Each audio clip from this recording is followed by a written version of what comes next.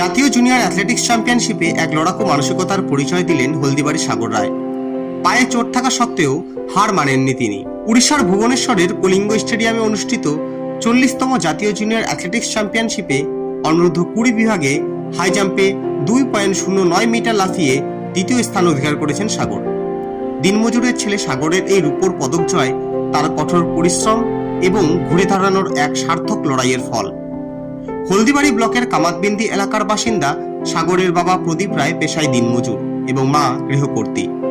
অত্যন্ত দারিদ্র্যের মধ্য দিয়েও দেওয়ানগঞ্জ হাই স্কুলে দ্বাদশ শ্রেণীর এই ছাত্র খেলাধুলাকে আঁকড়ে ধরেছেন।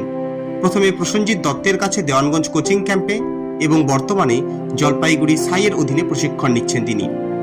গত বছর জাতীয় স্তরে 2.04 মিটার লাফিয়ে চতুর্থ স্থান অধিকার করার পর যে সামান্য আক্ষেপ ছিল, এই দুর্দান্ত সাফল্যে তা পুরোপুরি মুছে গেল। তার এই অসাধারণ কৃতিত্বে গোটা হলদিবাড়ি ব্লকের ক্রীড়া মহলে এখন উৎসবের মেজাজ।